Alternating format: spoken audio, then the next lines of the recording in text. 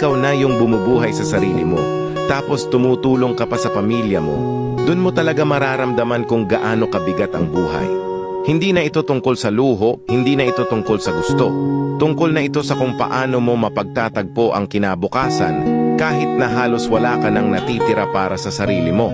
Yung bawat gising mo sa umaga, hindi na dahil gusto mong bumangon, kundi dahil kailangan. Kailangan pumasok, kailangan kumayod, kailangan magbigay kasi may umaasa sa'yo. At minsan habang nakaupo ka sa isang sulok, tinatanong mo sarili mo, kailan ko naman maiintindihan ulit kung ano ang pakiramdam ng mabuhay para sa sarili ko? Pero hindi mo kayang unahin sarili mo. Kasi alam mong may mga taong mas nangangailangan. Pamilya mo, mga mahal mo sa buhay, mga taong umaasa sa lakas mong kahit papaano, buo pa rin. Ang sakit, no? Kasi sa totoo lang, wala namang nagtuturo kung paano maging matatag. Hindi mo naman yan pinag-aralan, pero kailangan mong matutunan dahil wala kang ibang choice.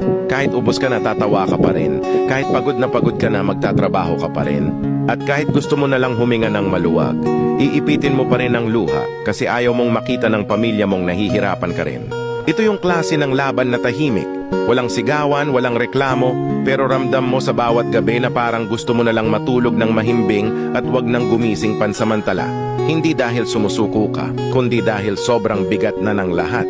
Pero sa huli, babangon ka pa rin. Kasi alam mong kung hindi ikaw, sino pa? At kahit walang nakakakita, kahit walang pumapalakpak, kahit walang nagsasabi ng salamat, alam mo sa sarili mong ginagawa mo ang lahat.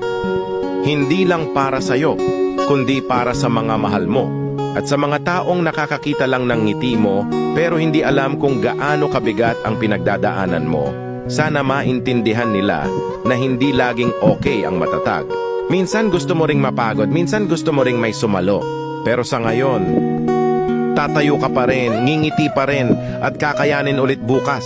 Dahil ganyan magmahal ang isang taong marunong magsakripisyo, tahimik pero totoo. Knorr Stories, maraming salamat.